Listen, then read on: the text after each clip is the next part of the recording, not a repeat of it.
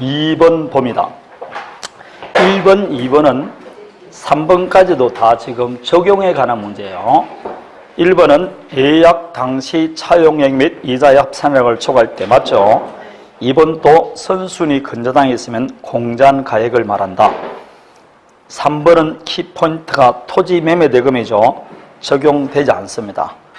4번은 잘 나가다가 전세권이 들어있기 때문에 틀립니다. 전부 저질은 적용이 없습니다. 전부 저질은 적용 없어요.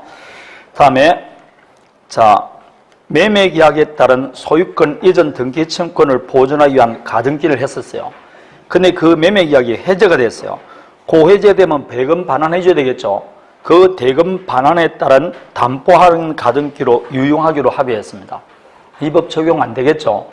왜 안 되느냐? 소비대체에서 발생된 채권이 아니지 않습니까? 매매대금 해제했다는 것이니까 일종의 매매대금과 같겠죠. 그래서 적용이 안 됩니다. 항상 말하지만 소비대차로 인한 것만 적용됩니다. 다음에 3번의 기억은 틀렸다는 방법했고 니은 담보가등기 권리자는 경매를 청구할 수 있고 맞죠? 이 경우 담보가등기 권리자는 뭐를 본다? 저당권을 본다 했습니다.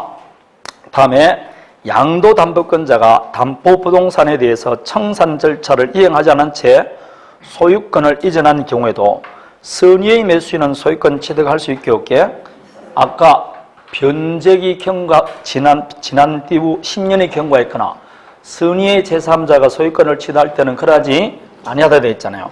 언제 선의의 제3자가 소유권 취득할까요? 양도담보죠 뭐.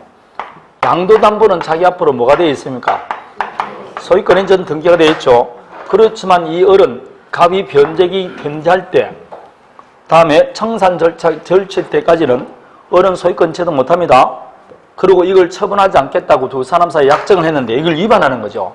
배신행위를 때려서 이걸 다른 사람한테 처분합니다. 그런데 병이 양도담보라는 사실을 몰랐다. 그럼 뭘 취득한다? 소유권 취득합니다. 이제는 변제말소 청구할 수 없습니다. 변제말소 청구 못합니다. 대신 이런 을은 배임행위죠. 불법에 의한 손해배상 책임을 지는 겁니다. 그럼 갑은 을에게 불법에 의한 손해배상이나 부당이득 반환 청구 이런 걸 할 수밖에 없고 병은 소유권을 취득합니다. 선의의 제3자가 소유권을 취득하면 변제말소 청구할 수 없습니다. 다음에 담보가등기 이후에 설정 이후에 대항력 있는 임차권을 취득한 자는 보증금 반환을 이유로 동시함유권을 행사할 수 없다가 아니고 있다라고 말했습니다. 다음에 4번의 1번 청산금 지급과 가등기한 본등기는 무슨 관계?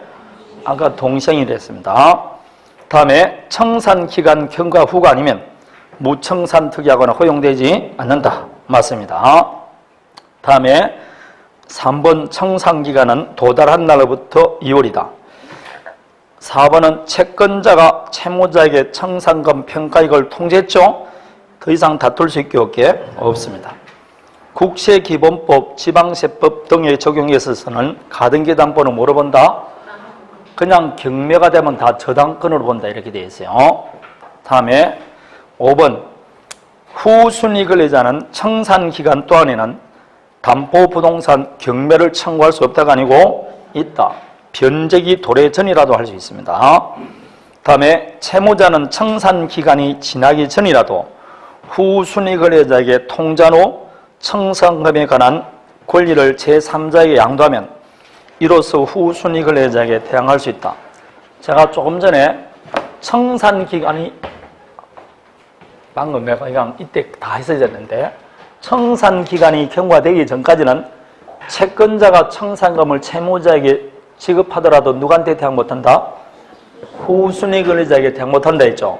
채무자도 마찬가지입니다. 채무자도 청산기간이 경과되기 전에 자기가 장차받을 청산금을 다른 사람에게 양도하더라도 누구한테 대항 못한다? 후순위 권리자에게 대항하지를 못합니다. 확인하도록 하겠습니다. 요약집 188페이지를 펴보십시오. 거기 보면 7주라는 조문이 나오죠.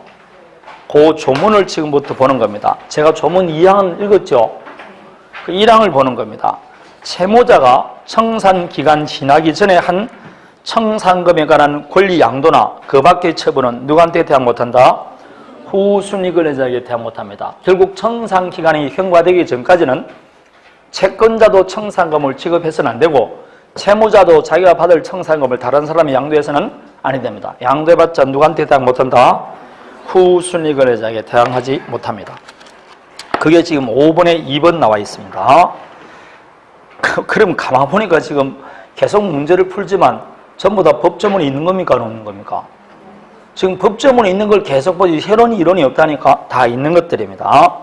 3번 담보 목적 부동산의 사용 수익권입니다. 채무자에게 지급해야 청산금이 있더라도 지급 없이 청산기간 지나면 채권자에게 기속된다. 틀렸죠? 청산금이 있으면 뭘 지급해야 된다? 청산금을 지급한 이후부터 채권자에게 계속됩니다. 다음에 4번 경매가 돼도 담보 가등기 권리는 피담보 채권액 전부 변제받지 않으면 소멸하지 않는다가 아니고 선수익, 끝수익, 말수익, 끝님이, 꽃님이 할 거 없고 돈을 받았건 안 받았건 무조건 소멸합니다.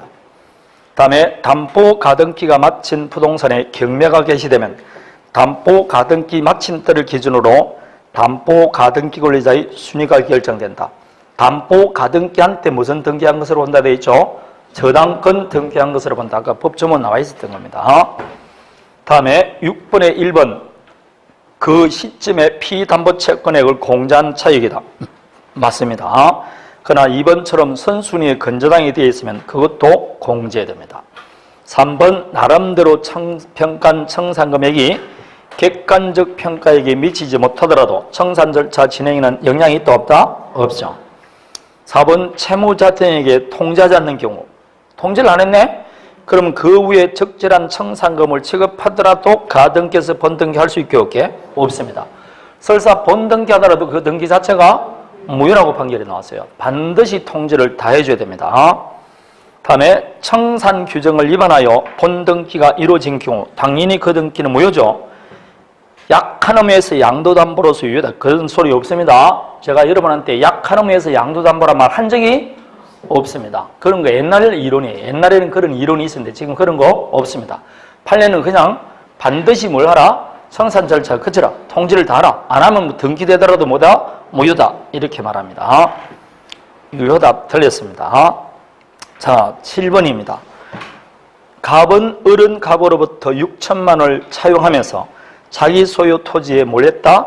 담보가등기. 그 이후에 다시 뭐 해줬다? 저당권을 했습니다. 그러면 선순위에 지금 뭐가 있고 담보가등기가 있고 그 이후에 저당권이 들어온 겁니다. 자, 어쨌거나 간에 여기는 6천만 원, 여기는 뭐라고? 4천 그렇습니다.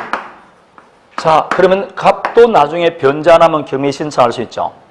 올 병도 저당권자니까 경매 신청할 수 있어 없어요? 그걸 누가 하든 둘 다 뭐라고? 담보가등기도 소멸되고 저당권도 소멸되고 순서에 따라 뭐만 받는다? 우선 변제만 받습니다.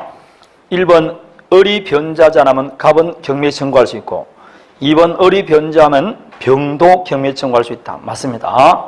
3번 을이 변제하지 않으면 청산 절차 없이도 가등기에서 번등기할 수 있다. 뭔 소리입니까 이게? 청산 절차 그제 되겠죠.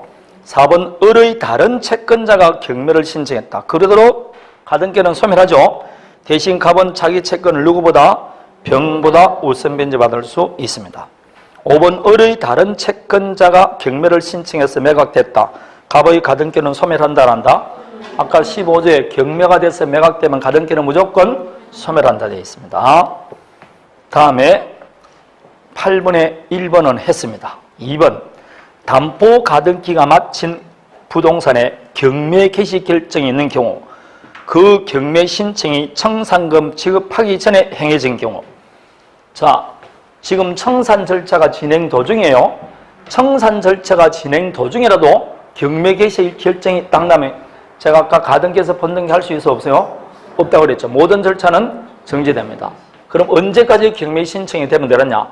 청산금이 있으면 청산금 지급되기 전까지 경매 신청이 딱 들어왔죠? 그럼 절차 중지됩니다. 청산금이 없을 때는 무슨 기간 경과 전에? 청산기간 경과 전에만 경매가 딱 신청되면 그때부터는 뭐가 안 된다고? 가등기에서 번등기가 안 됩니다. 모든 절차는 정지됩니다. 그걸 2번 풉니다. 담보 가등기가 마친 부동산에 경매 개시 결정이 있는 경우, 법원에서 경매하라는 결정이 딱 났죠? 그러면 그 경매 신청이, 여러분 결정이 됐으면 신청이 언제 때가 뭡니다? 그 경매 신청이 청산금 지급하기 전에 해진 경우, 청산금이 없을 때는 청산기간 지나기 전에 했을 경우, 이제는 가등기 권리자는 가등기에서 본등기 할 수가 있어 없어요? 없습니다. 이제는 아니 됩니다. 결국은 경매가 딱 신청되면 가등기에서 본등기 할 방법이 없습니다. 이 절차가 진행되는 도중이라도 절차는 중지가 되는 겁니다. 다음에 3번 채무자 등은 특별한 사정이 없는 한 청산금 채권 변제받을 때까지 채무가액을 채권자에게 지급하고 단기 말소 청구할 수 있게 있습니다. 단 변제기 지난 때로부터 몇 년? 10년이 경과했거나 선의의 제3자가 소유권 취득하면 그렇지 않습니다. 다음에 4번 담보 가등기가 마친 부동산에 경매가 개시되면 담보 가등기 권리자는 다른 채권자보다 자기 채권 우선 변제받을 수 있다. 법조문이 있는 겁니다. 다음에 평가액을 통제할 경우 청산금이 없으면 없다는 뜻도 통제해줘야 된다, 안 해줘야 된다? 해줘야 됩니다. 다음에 9번 가등기 담보가 설정된 경우 설정자는 그 목적물 사용을 자유롭게 할 수 있게 있습니다. 사용 수익은 여전히 설정자에게 있습니다. 2번 기속 청산의 경우 통제한 청산금에 대해서는 다툴 수 있게 없습니다. 3번 청산금 미지급으로 본등기가 무효가 되었다면 그 후 청산 절차를 거치더라도 유효한 등기가 될 수 없다. 틀렸죠? 청산 절차 없이 본등기가 되면 그 등기는 무효입니다. 근데 나중에 다시 청산 절차를 다 거쳐서 청산금을 지급하면 무효 등기는 뭐로 바뀐다? 실체 관계와 일치하기 때문에 유효한 등기로 바뀝니다. 유효한 등기가 될 수 없다 했으니까 틀렸습니다. 다음에 실행 통지 상대방인 채무자가 여러 명이다. 모두에게 통지해 줘야 됩니다.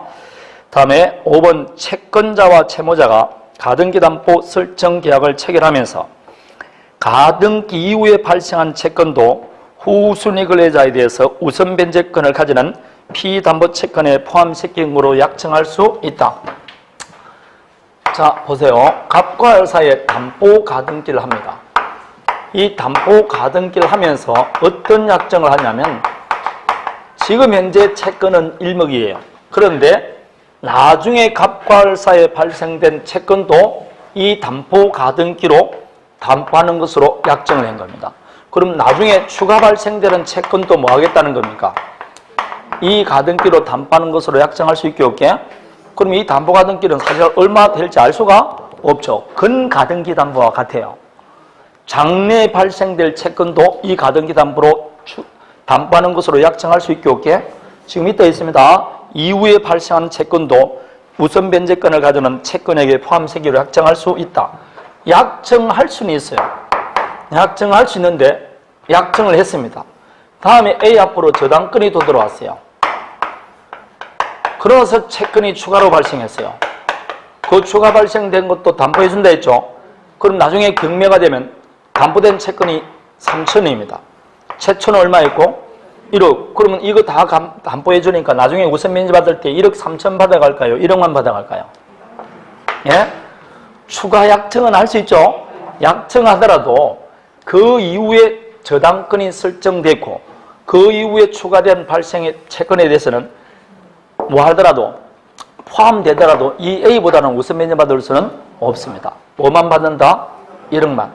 따라서 후순위 저당권자들에게는 대항할 수는 없습니다. 약정은 그렇게 할 수 있지만 후순위 권리자에게 대항할 수는 없어요. 자, 요걸 이제 어려우니까 여러분 해설을 지금부터 보면 됩니다. 해설을 보면 됩니다. 해설이 몇 페이지에 나와 있냐면 담보 가등기권에서 지금 문제가 9번 문제죠. 여러분 책 330페이지를 펴보면 9번 아닌가?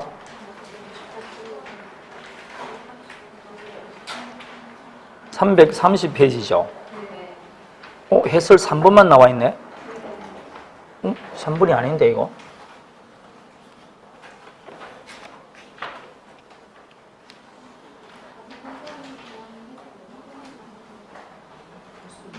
아, 해설이 지금 그걸 안 나와 있네. 나는 해설을 넣은 줄 알았는데 안 넣었네요. 자, 그러면 다시 봅니다. 판례니까. 그럼 정리해서 해야 됩니다. 방금처럼 담보 가등기 이후에 발생된 채권도 가등기 담보로 우선 변제권은 채권으로 추가 담보해준다는 약정 유효라 그랬죠. 그 약정은 유효지만 그걸 누구한테는 대항 못한다? 후순위 근래자에게 대항하지는 못합니다. 이해되겠습니까? 후순위 근래자에게는 대항하지 못합니다. 내가 해설을 쓴 줄 알지만 해설이 없습니다. 그러면 9번에 5번을 보십시오. 9번에 5를 보면서 마지막 줄에 글씨를 써놓으면 됩니다. 단 후순위 근래자에게 대항하지는 못한다. 이렇게 쓰면 됩니다. 이해되겠습니까? 이렇게 약정을 할 수는 있어요. 다음에 10번입니다. 후순위자 보호에 관한 겁니다. 1번처럼 자, 채권자는 청산금 평가액을 채무자 등과 동시에 통제라. 동시에 통제합니까? 지체 없이 합니까? 지체 없이 하지. 동시에 통제할 수가 없습니다. 2번 평가된 범위 안에서 청산금 지급 시까지 그 권리를 행사할 수 있습니다. 3번 채권자가 청산기간 경과 전에 혹은 통지도 하지 않고 청산금을 지급해봤자 후순위 근래자에게 대항하지 못한다. 아까 했죠. 4번 담보 가등기 이후에 대항력 갖춘 임차권을 취득한 자는 그 범위 안에서 뭘 주저한다? 동시함매권. 다음에 5번 불만 있는 후순위 근래자는 피담보 채권 변제기 도래 전이라도 무슨 기간 내에 한하면 성산 기간 내에 한해서는 경매 신청할 수 있습니다. 자, 다음에 11번입니다. 자, 가등기하고 그 뒤에 다시 뭐가 설정됐다? 저당권이 설정됐습니다. 아까 앞에 하고 똑같죠? 그럼 담보 가등기가 먼저 됐습니다. 1번 평가액이 미치지 못하더라도 실행 통제로 소유 효력이 있어 없어요? 있다고 했습니다.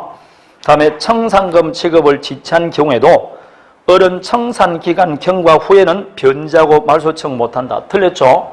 청산기간 경과하더라도 언제까지는? 청산금 지급 시까지는 언제든지 변제하고 말소 청구할 수 있다고 그랬습니다. 청산금 지급 시까지는. 그건 사령을 되더라도 별 문제 없습니다. 다음에 경매 신청한 경우 경락대금에서 1년을 초과한 이자도 우선 면제받을 수 있다. 맞아요? 틀려요? 아까 지연이자 몇 년분? 1년분. 저당권하고 똑같다고 그랬습니다. 저당권하고 똑같습니다. 3번은 방금 했었죠? 11번에 3번 청산기간 내에 한해서는 변제기 도래 전이라도 경매 청구할 수 있다. 방금 위에 했었지 않습니까? 답은 3번입니다. 4번은 틀렸습니다. 다음에 5번 병의 담보권 실행으로 정액에 경락되면 선순위 담보가등기는 소멸하지 않는다가 아니고 소멸합니다. 다음에 12번 어른 가보로부터 금전을 차용하면서 자, 가등기를 했습니다. 그리고 가등기 단 다음에 뭐였다? 저당권 설정됐다 되어 있습니다. 맞습니까? 똑같지 않습니까? 요 그림하고 똑같아요. 어리 가보로부터 뭘 하고 담보 가등기 한 다음에 다시 뭘 설정해줬다? 병에게 저당권 설정해줬다 되어 있습니다. 1번 갑이 가등기 담보에게 한 청산 절차를 진행시켰다면 어리 취급받을 청산금에 대해서 병은 자신의 순수에 따라 권리 행사할 수 있게 없게 있습니다. 2번 병의 요구에 따라 갑이 병에게 청산금을 취급하였다면 그 범위 안에서 어리에 대한 지급 채무는 면하게 된다. 3번 갑이 어리에게 한 청산금 통지가 도달한 후에 그 사실을 병에게 통지해야 된다. 방금 후순위 근래자에게 동시하지 않고 지체 없이 해야 된다. 그리고 그 통지가 언제 도달했는지 도달일을 통지해줘야 된다, 안 해줘야 된다? 해줘야 됩니다. 4번 병이 갑에게 지급 요구할 수 있는 금액은 저당권에서 담보된 피담보 채권액을 한도한다. 맞습니다. 지금 병이 후순위 근래자죠. 그 저당권으로 담보된 채권만큼 우선 면제받을 수 있습니다. 5번 병은 청산금에 대한 권리 행사가 가능하므로 경매 청구권이 인정되지 않는다가 아니고 후순위 근래자도 경매 신청할 수 있습니다. 13번입니다. 13번에 1번은 했습니다. 2번입니다. 3, 4조 실행 통제와 청산금 규정을 위반했죠. 입안에서 본등기가 해줬다. 제가 아까 무조건 무효했습니다. 약한 의미에서 양도담보 이런 거 없습니다. 옛날에 이걸 했는데 지금 그렇게 설명 안 합니다. 없습니다. 그냥. 3번 청산금액은 목적 부동산 가액에서 피담보 채권액을 공제한 차익이며 이때 선순위가 있을 때는 그 채권액도 합산해서 공제합니다. 다음에 4번 청산금 청구권자는 설정자 또는 제3취득자, 후순위 권리자 등이다. 맞습니까? 선순위만 빠지면 됩니다. 나머지는 청산금 지급 청구권자입니다. 5번은 했고 14번입니다. 양도담보입니다. 이게 이제 조금 어렵습니다. 여러분, 양도담보의 피담보 채권 범위는 저당권에서 담보된 채권법에 관한 규정이 적용된다. 즉 지연에서 몇 년분? 1년분입니다. 2번 양도담보권자에게도 물상대 이성이 있어 없어요? 있습니다. 3번 양도담보권자가 담보 목적 부동산을 임의로 처분했습니다. 왜냐? 자기 앞으로 등기가 되어 있으니까. 그럴 때 그 부동산 양수인이 선이라도 소유권 취득 못한다가 아니고 하가 취득한다고 그랬습니다. 다음에 양도담보권자가 기속청산 방법에 의해서 확정적으로 소유권을 취득하려면 적법한 청산 절차를 거쳐야 된다. 양도담보권자도 청산 절차 거쳐야 된다, 안 거쳐야 된다? 다 거쳐야 됩니다. 자기 앞으로 등기됐다 해서 바로 소유권 취득하는 거 아닙니다. 똑같습니다. 5번 양도담보권자도 우선 면제권이 있다. 당연한 이야기입니다. 자, 15번에 1번은 아주 어려운 것이니까 2번부터 보도록 합니다. 피담보채권이 시효로 소멸하더라도 양도담보권은 소멸하지 않는다. 뭔 소리입니까? 담보물권은 그 자체는 소멸시효 걸리지 않지만 피담보채권이 소멸시효에 해당돼서 소멸되면 담보물권은 그 부정성 때문에 무조건 소멸합니다. 3번 채무 변제기가 지난 때로부터 10년 지난 이후에는 이제는 채무자는 변제 말소 청구할 수 있게 없게 아까 법조문에 나와 있잖아. 몇 년의 경우라면 10년 경과하면 이제 변제 말소 청구할 수 없습니다. 아니 됩니다. 다음에 4번 양도담보권은 특이하게 없는 한 종물 과실에도 효력이 미친다. 미치기는 뭘 미쳐? 과실에는 미친다, 안 미친다? 안 미칩니다. 부합물 종물에 미치는 것이지 과실에는 안 미칩니다. 사용 수익권이 누구한테 있으니까? 설정자에게 있으니까. 과실은 이게 저당권하고 똑같다니까. 저당권도 과실에는 미치지 않습니다. 5번 채권 담보의 목적으로 양도된 재산에 관한 담보권 실행은 다른 약정이 없으면 처분 청산만 허용된다. 아니죠? 희속 청산입니다. 희속 청산. 처분 청산은 인정 안 됩니다. 자, 다음에 1번입니다. 양도담보권자는 사용 수익할 수 있는 정당 권한이 있는 양도담보권 설정자이다요. 자신이 사용 수익하지 못한 것을 이유로 임료 상당 손해배상이나 부당이득 반환 청구할 수 있게 없게. 원래부터 지가 사용해 안 해? 안 하는데 무슨 지가 사용하지 못함에 따른 차임 상당 손해배상을 청구할 수 있습니까? 이 양도담보권 설정자로부터 사용 수익권을 허락받은 사람, 예컨대 갑의 상가에 을앞으로 양도담보가 되어 있어요. 양도담보가 되어 있다는 남이 봤을 때는 소유권이 누구한테 있습니까? 어리겠죠. 등기가 넘어갔으니까. 그러더라도 사용 수익권은 누구한테 있다고? 갑에게 있으니까 갑은 이걸 다른 사람에게 임대해 줄 수 있어 없어요? 그럼 임차인이 지금 점유해서 사용 수익하겠죠. 그럴 때 나중에 이 을이 담보권 실행을 위해서 목적을 반환해달라. 그럼 반환해 줘야 됩니다. 그런데 이 병이 반환해 주지 않음으로써 담보권 실행을 방해받는다. 실행에 방해받으면 그 담보권 실행 방해했다는 손해배상 청구하는 거는 그건 변론인데 너가 왜 내 건물을 점유하느냐? 그러니까 차임 상당 손해배상이나 부당이득에 달라 이런 소리 하면 돼, 안 돼? 안 합니다. 왜냐고? 애당초부터 을이 점유 사용하는 권리가 아니니까 그랬습니다. 지금 점유 사용권이 누구한테 있냐? 그걸 물어보는 겁니다. 자신이 사용 수익하지 못한 것을 이유로 임료 상당 손해배상이나 부당이득 반환 청구할 수는 없습니다. 애당초부터 사용 수익권이 누구한테 없다? 양도담보권자에게 없습니다. 비록 자기 앞으로 뭐가 돼 있더라도, 등기돼 있더라도. 다음에 16번에 1번입니다. 비전형 담보. 1번 아까 했었죠? 안 한 거 아니고 체결할 때 가등기 이후에 발생된 채권에 관해서도 나중에 포함시키기로 한 약정은 유효라고 말했습니다. 유효입니다. 자, 그렇지. 내가 해설을 안 한 게 아니고 회학집 해설 문제집 332를 보세요. 문제집 332페이지입니다. 그 내가 안 할 리가 없는데 이상하게 없다. 그 1번 나와 있죠. 타당하다. 다만 돼 있지 않습니까? 후순위 권리자나 제3취득자 등 이해관계에 있는 제3자가 생긴 상태에서 피담보 채권을 추가하거나 피담보 채권 내용을 변경 확정하는 경우에는 그 추가 확정된 부분은 이해관계에 있는 제3자의 관계에서는 우선 변제권이 있는 피담보 채권에 포함된다 안 된다? 안 됩니다. 결국은 추가한다고 약정할 수 있지만 누구한테는 대항 못한다고? 후순위 권리자에게 대항하지는 못한다. 그 말 같은 겁니다. 그 부분에 대해서는 우선 변제 받을 수는 없습니다. 아까 제가 해설 없다고 했는데 여기 있습니다. 있습니다. 자, 16번 그 약정 자체는 유효입니다. 왜 자꾸 이게 1번이 나왔냐? 우리 시험에 출제가 됐어요. 이게 답으로 출제된 건 아니고 문항으로 출제된 겁니다. 다음에 가등기 담보가 금전 소비대차에 대한 차용금 채무와 그 외에 발생한 채무를 동시에 담보할 목적으로 경유됐으나 나중에 뭐만 남았다? 금전 소비대차에 관한 차용금만 남았습니다. 그럼 이 법 적용되게 안 되게? 적용됩니다. 다음에 3번 물상대위 할 수 있다. 다음에 4번 아까 양도담보 1번 했었죠? 청구할 수 없다고 그랬습니다.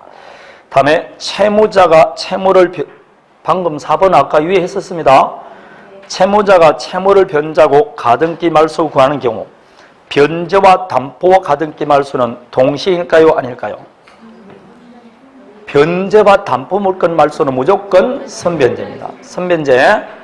여러분 청산금 지급과 가등기 본등기는 뭐 관계? 그거는 동생입니다. 그러나 변제와 담보 물건 말소는 무조건 그렇죠. 선변제입니다. 동생 관계 아닙니다. 이거는 동시행할 때 우리 했지 않습니까? 선변제입니다. 자, 이제 여러분이 싫어하는 집합법입니다. 계속 싫어합니다. 민사특별법 할 때마다 싫어하죠. 그래서 시험에 나온 거는 쉽습니다. 민사특별법 중에서 집합법 들어가는데 집합법은 법조문이 굉장히 많아요. 47조 이제 뒤로 가면 재건축 나옵니다. 엄청나게 많습니다. 많은데 이게 저번에 말한 집합법이라는 시험을 치는 것은 우리나라에서는 공인중개사 외에는 시험을 안 칩니다. 그러니까 다른 거는 다 다른 시험에도 치는데 요건 안 쳐요. 그러니까 문제가 개발되어 있게 안 돼 있게. 교수님도 처음 봅니다. 그러니까 문제가 없어요. 그리고 언제나 뭐만 내느냐? 법조문 내고 그리고 최신 판례 예전에서 최신 판례에 있으면 항상 최신 판례를 냅니다. 그러니까 문항에 3개 정도는 법조문, 2개 정도는 판례, 아니면 4개가 법조문, 하나가 판례 이렇게 됩니다. 아시겠죠? 그것도 항상 올해 나온 판례면 올해 거. 작년에 나왔으면 작년 판례, 항상 최신 판례를 이렇게 냅니다. 그러니까 여러분 지금 쭉 실제로 이론 되는 건 앞에 전유 부분에 가는 이론밖에 없고 전부 다 법조문이라고 보면 돼요. 그래서 그걸 쭉 읽어보면 될 것이고 판례는 시험 공고가 나오고 나면 그 이후부터는 판례는 시험 공고일 현재 나온 판례만 하지 그 이후에는 판례는 못 내게 되어 있습니다. 시험 공고일을 현재를 기준하니까. 그러면 제가 9월달 정도 되면 여러분한테 모의고사 나가죠. 그러면 집합법 판례 2번 나갑니다. 그럼 거기에서 벗어난 판례는 절대로 안 나오니까 너무 걱정할 필요가 없이 그냥 법조문을 보신다 이렇게 기억하시면 됩니다. 자, 집합법은 이제 구분 소유가 있는 건물이 집합법이죠. 집합 건물입니다. 자, 한 동 일부가 구조상, 용상, 독립성이 있으면 그분만 따로 구분해서 소유권 인정해 줍니까? 안 해줍니까? 인정해 주죠. 그 수분 소유권이 있는 건물이 집합 건물입니다. 그걸 어떻게 사용 수익 관리하고 소유권을 행사할 거냐? 거기 가는 법률이죠. 그럼 여기에서는 이제 우리가 흔히 3가지를 먼저 봅니다. 첫 번째, 이론적인 걸 보는 겁니다. 전유 부분, 다음 뭐가 있다? 공용 부분, 다음에 건물을 사용하려면 반드시 뭐가 있어야 된다? 토지 사용권, 대지 사용권, 이렇게 크게 3파트가 이제 굴러가는 겁니다. 첫 번째, 전유 부분은 뭘 전유 부분이라 그런다? 구분 소유권 객체가 되는 건물 부분을 전유 부분이라 그러죠. 맞죠? 여러분은 전유 부분에 사는 겁니다. 그럼 아파트 사는 사람은 일몰일건지 외에다 그러면 맞습니까? 일몰일건지 외잖아. 한 동은 전체로 보면 한 개의 건물이라니까. 그럼 소유권도 몇 개 돼야 되는데 하나 되는 게 원칙인데 기술이 개발됨으로써 한 동 일부도 소유권의 객체로 만들어졌다니까. 그래서 일몰일건주의라니까. 그냥 아파트 사는 사람은 일몰일건주 외에 사는 사람입니다. 특별한 사람입니다. 특별한 사람. 자, 그러면 전유 부분은 구분 소유 객체가 되는 부분이 전유 부분이다. 그럼 그 전유 부분이 되기 위해서는, 즉 구분 소유권 객체가 되기 위해서는 요건을 가져야 되겠죠. 원칙적으로 뭐 있습니다? 구조상, 용상, 독립성이 있어야 됩니다. 그런데 한 동 일부가 구조상, 용상, 독립성이 있더라도 그걸 구분 건물을 할 건지 말 건지는 누구 마음입니까? 건물 소유자 자기 마음이죠. 따라서 독립성이 있고 그 건물을 구분 소유하려는 의사, 무슨 의사가 있어야 된다? 구분 의사. 그 구분 의사를 외부에 표시해야 돼요. 구분 의사를 외부에 표시한 행위가 뭐라고? 구분 행위입니다. 요 두 가지가 있어야 된다는 겁니다. 요 구분 행위는 판례가 나왔어요. 완벽하게 법률행위라고 그랬어요. 구분행위는 법률행위라고 그랬어요. 이것도 암기하는 것도 좋습니다. 구분행위는 일종의 법률행위가 되어 있습니다. 그럼 건물이 구분 건물은 도대체 언제 성립하느냐? 성립 시기간에서 이제 소송이 붙은 겁니다. 보통은 연립주택이나 아파트를 신축하기 위해서는 먼저 관계관청에 뭘 받는다? 건축 허가를 받고 분양 공고를 내고 이렇게 하죠. 그러고 나서 건물을 신축합니다. 구조상, 이용상 뭘 갖춘다? 구조상, 이용상, 독립성을 갖춘 건물이 완성되고 그걸 건축물 대장에 등록하거나 등기부에 등기하는 겁니다. 그러면 이 두 개가 합치야만이 구분 소유가 성립한다 했죠. 그러면 옛날에는 이 구분 행위를 언제 확인할 수 있냐면 등기 등록될 때 확인할 수 있다는 겁니다. 그럼 구조상, 이용상, 독립성을 갖추고 요때 구분행위 했다고 보니까 언제 성립한다고? 이렇게 그리니까 잘 모르겠습니까? 구조상, 이용상 뭐가 있고 독립성이 있고 플러스 뭐가 성립해야 된다고? 구분행위가 있어야 되는데 언제 구분행위 했다고 본다고? 옛날 판례는 요때 구분행위 했다고 본다니까. 그럼 언제 성립한다는 겁니까? 이때 구분 소유권이 성립한다. 이렇게 판결이 나왔었다니까. 옛날에는 등기 등록할 때 비로소 소유권이 인정되는 겁니다. 그런데 전원합의체 판결로 바뀌었지 않습니까? 반드시 이 구분행위를 등기 등록될 때 확인하는 것은 아니고 건축 허가를 받거나 분양 공고를 낼 때 확인할 수 있어 없어요? 분양 공고를 낸다는 것은 장차 신축할 건물을 나는 구분 건물을 하겠다는 의사를 외부에 표시했다는 겁니다. 그럼 언제 구분행위 했다고 본다? 이때 구분행위 했다고 보는 겁니다. 이제 완전히 구분행위 시기가 달라지는 거죠.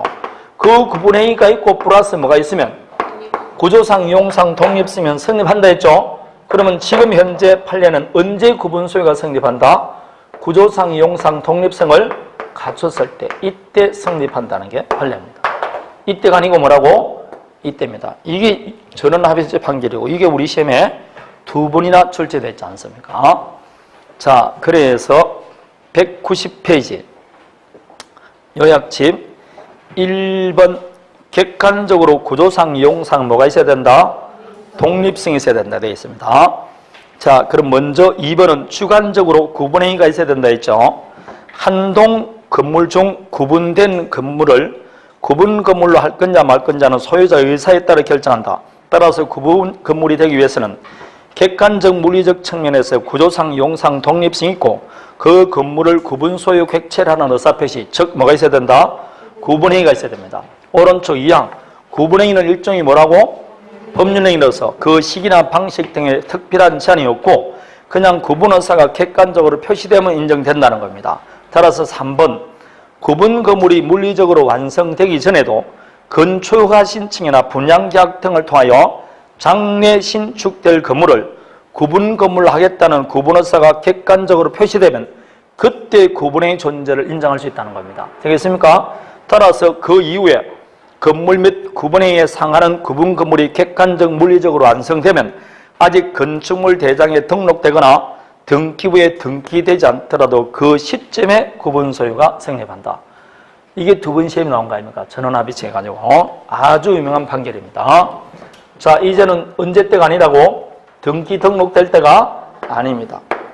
구조상, 이용상, 독립성을 갖췄을 때 그때 바로 성립한다는 겁니다. 언제 구분의 1을 할견할 수 있다? 이걸 통해서 구분의 1을 할견할 수 있다는 겁니다. 이제 이해되겠죠? 자, 그 이야기입니다. 그러면 요걸 조금 더 하는데 원칙이 있으면 뭐가 있을까요? 외가 있겠죠? 외가 뭡니까? 구분점포. 구분점포입니다. 구분점포는 이용상 독립성만 있고 뭐는 없다? 구조상 독립성은 없습니다. 오른쪽 나옵니까? 예, 상가 건물 구분점포는 이용상 구분된 경우입니다. 외울 거는 두 가지 정도입니다. 이 구분점포가 되기 위해서는 건축법상 판매 및 운수 시설이 되고 바닥 면적 합계가 얼마 이상이 된다? 1,000제곱미터 이상이 있어야 됩니다. 다음에 법조문 하나 요입니다.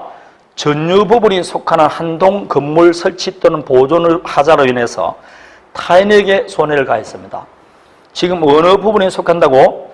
전유 부분에 속하는 하자로서 타인에게 손해를 가하면 그 하자는 어디에 있는 것으로? 공용 부분에 존재하는 것으로 추정한다. 그 법조문 하나 암기하시면 됩니다. 자, 요게 전유 부분에 관한 것. 다음에 공용 부분입니다. 공용 부분이란 공동으로 사용하는 부분이겠죠. 그걸 공용 부분이라고 합니다. 이 공용 부분은 종류가 몇 가지가 있다? 두 가지. 법정 공용 부분과 규약상 공용 부분이 있어요. 그러면 법정 공용 부분, 이걸 옛날에는 구조상 공용 부분이라고 그랬어요. 이거는 한동 건물로서 전유 부분을 제외한 나머지 부분입니다. 그거는 당연히 공용 부분이 될 수밖에 없죠. 벽도, 엘리베이터 이런 것을 말합니다. 그 외에 전유 부분이 될 수 있음에도 불구하고 규약이나 공정정세에서 공용 부분이 되는 걸 규약상 공용 부분 이렇게 말합니다. 대표적인 게 경비실, 노인정, 유치원 이런 것들입니다. 집회소 이런 것들 나옵니까? 자, 그러면 복도는 등기부가 있어 없어요? 복도 등기부 없죠? 그럼 규약상 등기부는 등기부 있습니까 없습니까? 이거는 전유 부분이 될 수 있으면 됐으니까. 그렇지만 이제 규약에서 공용 부분이 됐으니까 요거는 공용 부분이란 TJ 등기를 해야 된다 안 해야 된다? 표제부에 공용 부분이란 TJ 등기를 딱 합니다. 그 뒤로부터는 이제 개인이 소유할 수 없으니까 갑구 얼굴은 사용이 아니 되게 되어 있습니다. TJ 등기를 합니다. 그러면 뭐가 전유 부분인지 공용 부분인지 판단하는 시기는 언제 때를 기준할까요? 언제 때를 기준한다? 구분 소유가 성립하는 시점입니다. 190페이지를 펴보십시오. 190페이지 구분 소유권 성립이란 말이 나오죠. 1번에 1번을 보면 나옵니다. 1번에 1번. 어느 부분이 전유 부분인지 공용 부분인지 여부는 구분 소유가 성립하는 시점을 기준으로 하는 겁니다. 되겠습니까? 따라서 3번 판례는 공동주택 소유자들을 위한 공동대표소나 아파트, 지하실은 전유 부분이 될 수 있게 없게 없습니다. 설사 나중에 개조를 해서 뭐 가스를 넣는다든지 수도시설을 넣어서 주거용 건물로 변경 구조를 변경하더라도 공용 부분이 전유 부분이 되지 않습니다. 언제 때를 기준하기 때문에 구분 소유가 성립되는 시점을 기준하기 때문에 그렇습니다. 이해되겠습니까? 구분 소유가 성립하는 시점입니다. 자, 그럼 지금부터 하나 보는 겁니다. 지금 1층 슬라브 화접이 있어요. 여기 등기부가 있습니다. 등기부 표지부에 1층 슬라브 화접으로 되어 있겠죠. 그런데 2층을 정축하는 겁니다. 그런데 그 정축 부분이 구조상, 이용상, 독립성이 있어요. 그럼 구분 건물로 할 수 있어 없어요?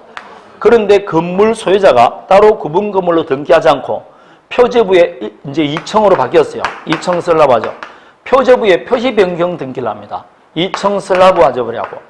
이렇게 한다는 것은 구분 건물로 하겠단 말입니까? 안 하겠단 말입니까? 하나의 건물을 두겠다는 거죠. 이때는 구분 의사가 있어 없어요? 없으니까 구분 건물이 되지 않습니다. 그게 2번 이야기입니다.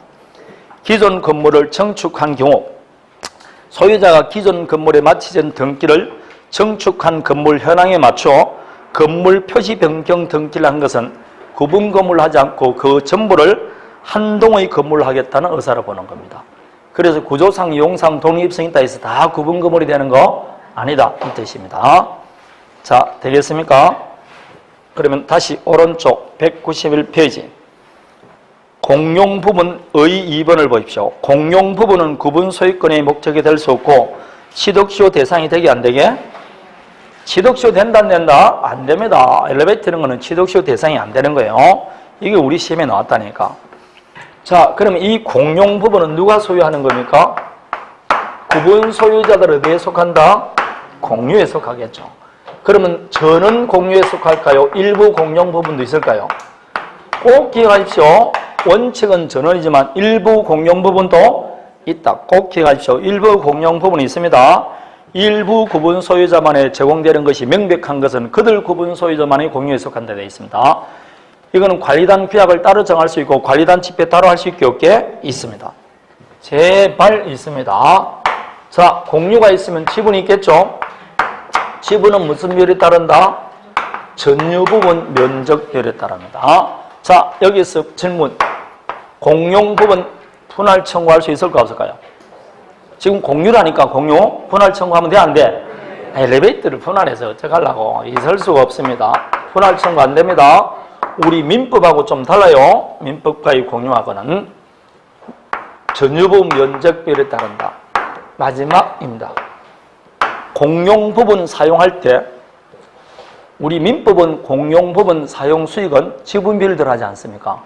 여기는 지분 비율대로 하면 돼 안 돼? 여기는 뭐대로 한다? 용도에 따라 사용합니다. 심심찮게 잘 나오니까 기억해야 돼요. 용도에 따라 사용합니다. 지분 비율대로 사용하면 난리가 나지 않습니까? 자, 그러면 다시 마지막 이제 암기할 게 나옵니다. 그럼 여러분 이 공용 부분은 사실상 뭘 위해서 존재합니까? 전유 부분에서 존재하죠. 그래서 전유 부분과 공용 부분 지분은 뭐한다? 일체성이라지 않습니까? 항상 여기서 나오는 겁니다. 그래서 공용 부분 지분은 어디 처분에 따른다? 전유 부분 처분에 따릅니다. 그래서 공용 부분 지분은 전유 부분과 분리해서 처분하면 돼 안 돼? 있을 수가 없습니다. 있을 수가 없습니다. 규약으로도 잘 정할 수 없습니다. 결론은 전유 부분이 처분되면 언제나 공용 부분 지분은 따라오기 때문에 공용 부분에 관한 지분의 득실 변경은 등기를 하지 않는다. 언제나 나오는 이야기입니다. 그 13조 1, 2, 3항은 아주 잘 나오니까 기억하셔야 됩니다. 법조문이지만 아주 잘 나오는 겁니다. 자, 다음에 대지 사용권 먼저 봅니다. 당연히 건물을 사용하기 위해서는 대지 사용권이 있어야 되겠죠. 그 대지는 다시 종류가 몇 가지가 있다? 이것도 법정 대지와 규약 대지로 나누지 않습니까? 법정 대지란 당연 대지입니다. 당연 대지란 한 동의 건물이 소지하는 대지입니다. 이거는 대지가 될 수밖에 없으니까 당연 대지 내지 혹은 법정 대지다 이렇게 말합니다. 한 동 건물이 소지하는 토지. 그 외에 건물이 없는 토지를 뭐라고? 규약 대지라고 합니다. 거기 나와 있듯이 뭐 규약상 대지, 주차장, 정원, 도로 이런 것들입니다. 자, 그런데 법정 대지 위에 있던 건물이 멸실됐어요. 그럼 법정 대지는 뭐로 된다? 규약 대지 된 것으로 본다. 이렇게 되어 있습니다. 자, 다시 그러면 대지를 사용할 권한, 대지 사용권은 제일 좋은 게 뭐다? 소유권이죠. 그럼 꼭 소유자만 대지 사용할 수 있습니까? 아니죠. 지상권도 돼 안 돼? 전세권도 돼 안 돼? 돼. 심지어 뭐도 된다고? 임차권도 대지 사용권이 된다 있습니다. 대지는 반드시 이웃할 필요도 없고 대지 사용권도 동일할 필요도 없습니다. 그럼 이 대지 사용권은 누가 가져간다? 당연히 구분 소유자들 어디에 속한다? 공유 내지 준공유입니다. 이건 다 지분은 또 무슨 비율에 따른다? 전유 부분 면적 비율에 따릅니다. 그러니까 재건축할 때 전유 부분 얼마인지 보는 거 아닙니까? 자, 여기서 이제 마찬가지다. 이 대지 사용권도 결국 대지는 뭘 위해서 존재한다? 그렇죠. 따라서 전유 부분과 대지 사용권의 일체성 또 나오지 않습니까? 여기서 이제 또 암기해야 되는 겁니다. 전부 다 일체성에 관해서는 암기를 해야 돼요. 오른쪽 나옵니까? 규약으로 달리 정한 때를 대의하고 당연히 전유 부분과 분리해서 처분하면 돼? 안 돼? 안 됩니다. 똑같습니다. 어떻게 하고? 다만 규약으로 달리 정할 수는 있어 없어요? 있습니다. 이거는 규약으로 달리 정하지 않은 제외하고는 전유 부분과 분리해서 처분할 수 없습니다. 자, 만일 전유 부분과 분리해서 처분할 수 없다 했었죠. 만일 전유 부분과 분리해서 처분했다. 그 처분행위는 뭐가 된다? 그런데 전유 부분과 분리해서 처분할 수 없다고 해서 그 처분행위는 뭐라 했죠? 그걸 선의로 물건을 취득한 제3자에게 대항하기 위해서는 뭐라? 등기를 해야 됩니다. 대지 사용권으로서 전유 부분과 분리해서 처분할 수 없다고 한 대지 사용권이 뭐라고? 그걸 대지권이라 이렇게 말합니다. 여러분, 법정 대지는 위에 건물이 있지만 규약 대지는 위에 건물이 있습니까? 없습니까? 그럼 여러분이 그거 토지를 살 때 토지 등기부 때 보겠죠? 그럼 딱 떼보니까 위에 대지권 등기도 안 돼 있고 아무것도 없어. 근데 위에 보니까 뭐도 없다고? 건물도 없다. 그럼 그게 대지권인지 어떻게 아느냐고? 모르겠죠? 그럼 토지 매수할 수 있습니까? 없습니까? 매수했어요. 근데 나중에 이거는 대지 전유 부분과 분리해서 처분할 수 없는 대지권이니까 너 취득은 무효라 그러면 불이의 타격을 받을 수 있잖아. 그걸 방지하기 위해서 이 토지는 대지 사용권으로서 전유 부분과 분리해서 처분할 수 없다는 걸 미리 뭐 해줘야 된다고? 등기해 줘야 된다 이 말입니다. 그러지 않으면 선의로 물건을 취득한 제3자에게 대항하지 못합니다. 요때 여러분 분리 처분한 것이 매매가 아니고 경매가 됐었어요. 경매라도 무효다 유효다? 그렇죠. 거기에 나와 있습니다. 이양 전유 부분과 분리해서 대지 사용권을 처분한 경우 그것이 설사 경매로 인한 경우에도 그 처분행위는 뭐라고? 무효입니다. 다만 분리 처분 금지를 등기하지 않으면 선의로 물건을 취득한 제3자에게 대항하지 못한다.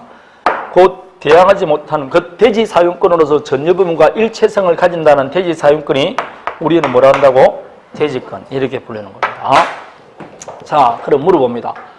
일체성을 가진다 이 말 속에는 그러면 전유 부분의 저당권을 설정했습니다. 그 저당권이 어디도 미치게? 대지 사용권에 미칩니다.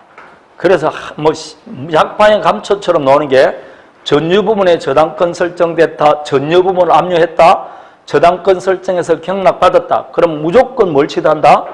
대지 사용권 다 취득합니다. 밑에 판례 세 가지를 봅니다. 대지 지분에 대한 등기가 격려되기 전에 아직 대지 지분 받기 전에요.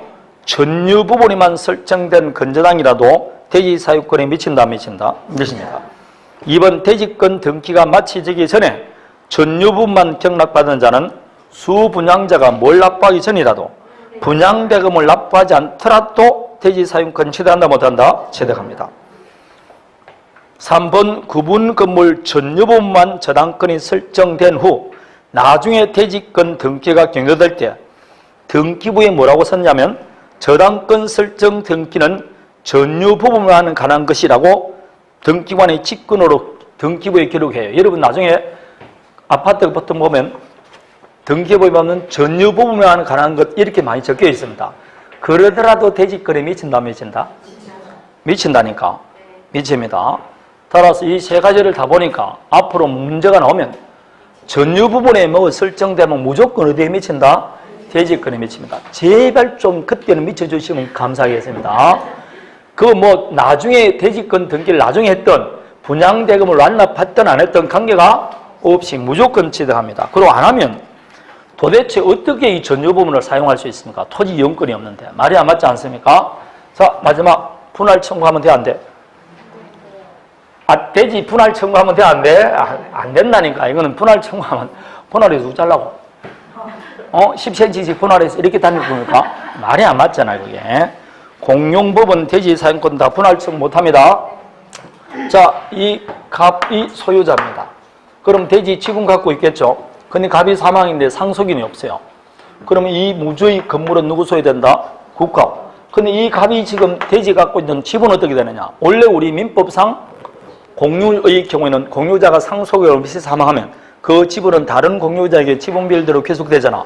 그걸 유식하게 지분의 그래 탄력성, 지분의 탄력성 그 좀 해주면 좋잖아. 지분의 탄력성입니다. 여기도 지분의 탄력성이 적용되면 돼, 안 돼? 그럼 국가는 전유 부분만 가져가고 대지 사용권을 못 가져가잖아.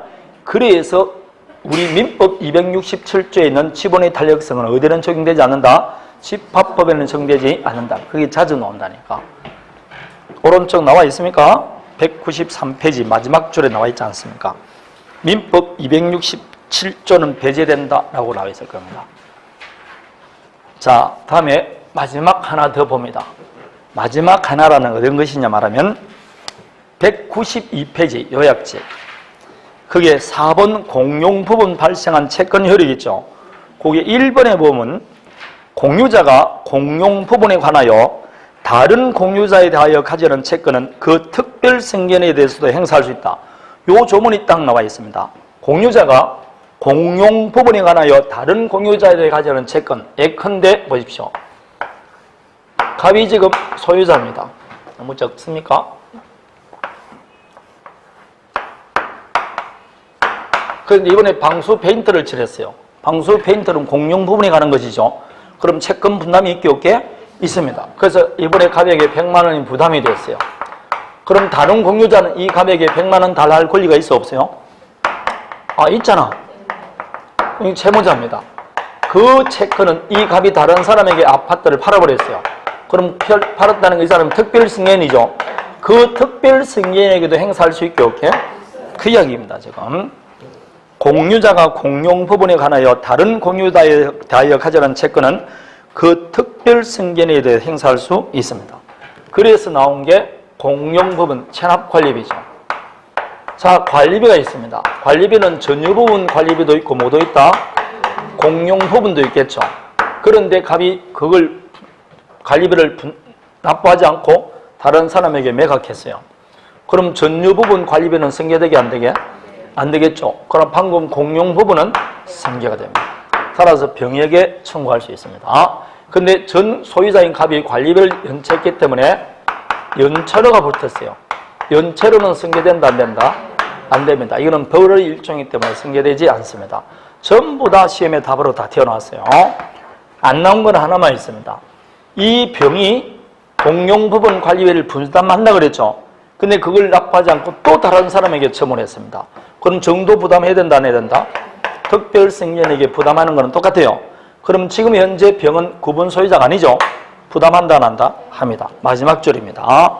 구분 소유권이 순차 양도된 경우 현재 구분 소유하고 있는 최종 특별승계인뿐만 아니라 그 이전의 구분 소유자들도 종전 구분 소유자들의 체납관리비를 그대로 부담합니다. 집 팔고 나가다를 것은 아니다 이 뜻입니다.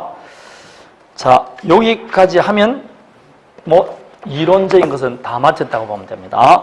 이론 하나만 더 남았습니다. 194페이지 194페이지 담보책임 나옵니까? 요게 이제 담보책임이 자, 아파트 분양회사가 있습니다. 이걸 분양자라 그래요. 실제로 우리는 이 분양자하고 무슨 계약한다? 분양계약을 체결하죠. 분양계약이나 매매계약이라 보면 됩니다. 그럼 분양계약을 체결하는데 실제로 분양계약할 때 아파트 있어 없어요? 없죠. 돈 받아가지고 그거 가지고 아파트 신청하는 거 아닙니까? 그래서 장차 어떻게 신청할 것이라고 예를 들어 만든 집이 뭐라고? 모델하우스라고. 순 뻥이죠, 놈들. 집도 안 지고 뭐라고 집 하는 거 아닙니까? 계약금 받아가 뭐 한다고? 집 지니까. 땅 짓고 헤엄치기 아닙니까, 그게? 돈을 받아간다니까. 그럼 좀 딸린다 싶으면 중도금 받게 안 받게? 받아. 중도금 1차, 2차 다 받는다니까. 그래서 당연히 아파트를 신청하기 위해서는 시공자가 있어야 되겠죠? 그 시공자하고 무슨 계약하게? 도급 계약하는 거예요. 그러면서 받았던 계약금을 시공자에게 안 주죠. 엄을 발행하지 않습니까? 그러니까 이게 얼마나 많이 남냐고, 분양자. 20년 만에 분양 한 번만 딱 하면 뭐라고? 상류 사유로 집어드는 겁니다. 응? 우리 친구가 한번 분양 승고한 사람이 있어요. 한 18년 만에 진짜. 계속해서 분양 뭐 돌아다니면서 정말 18년 동안 돈 한 푼 안 벌고 뭐라고? 분양회사만 차려가지고 이쪽에 갔다가 저쪽에 갔다가 하다가 18년 만에 딱 분양했는데 뭐라고? 애쿠전차 타러 다니고 그 이유는 그냥 상류 사유에 올라갑니다. 아파트를 하나 분양하면 분양 떨어지는 게 뭐라고? 그 회사에서 떨어지는 거 엄청납니다. 그거는 상상을 불합니다. 그럼 자기 돈이 있는 게 아니죠? 땅이 있으면 지주가 있을 거 아니에요. 지주 A, B, C 있습니다. 이런 사람을 계속 접촉을 하는 겁니다. 이 아파트 뭐 위에 뭐 하자고? 아파트에 신축하자고. 그럼 합의가 되죠. 그럼 매수해야 될 거죠. 매수 안 합니다. 이 사람하고 아파트가 신축되면 분양 대금으로 돈 주겠다고 이야기하는 거예요. 이거 한다니까. 이걸 가지고 합의가 됐죠. 그럼 어디를 찾아간다고? 시공자를 찾아갑니다. 그래서 분양자는 누구고? 갑이고. 그런데 우리는 분양자가 누군지 보질 않아요. 시공자보다 누가 돈을 많이 버는데? 분양자가 돈을 많이 버는데 우리는 분양자를 보지 않고 시공사만 본다니까. LG에서 지었더라. 이것만 본다니까. 그래서 우리는 이상한 구조가 되어 있는 거예요, 이렇게. 그래서 이렇게 딱 하는 아파트를 여러분 생각해서 대단히 아니더라도 소규모 아파트로 딱 분양을 성공하면 뭐라고?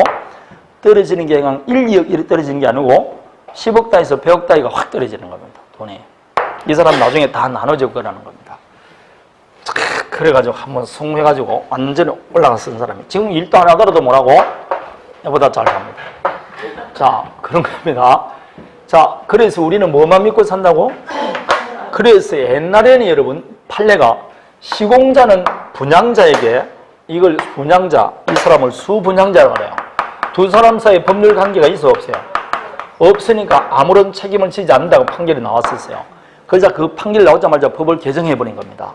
우리나라는 시공사를 너무 많이 보기 때문에 이제는 누구도 분양자는 물론이고 누구도 시공자도 수분양자에게 담보 책임을 진다 되어 있어요.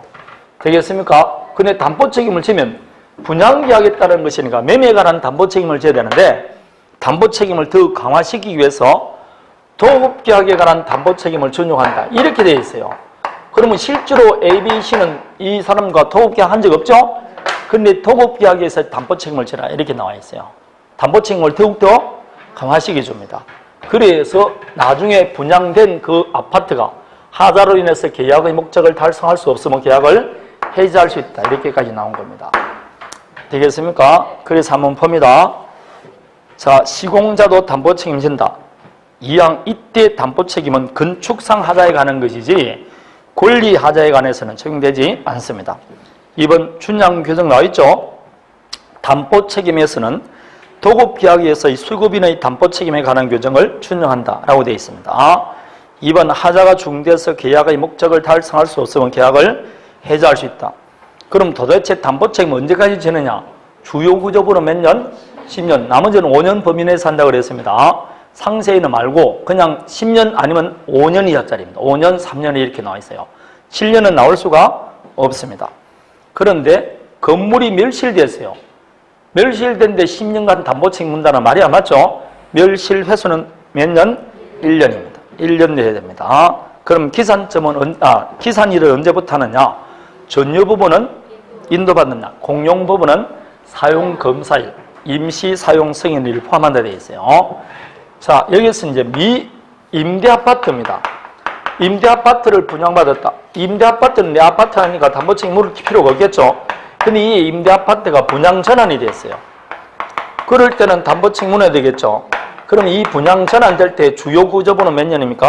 10년인데 기산점을 언제부터 할 거냐? 최초 임차인에게 인도될 때냐? 아니면 분양 전환될 때부터냐? 시험에 나왔어요. 최초 임차인에게 인도한 때부터입니다. 그때부터 계산한다는 겁니다.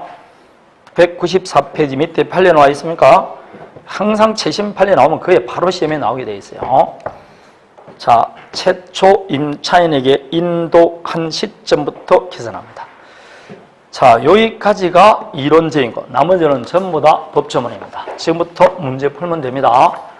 좀 쉬었다 할까요? 네, 쉬었다 합니다.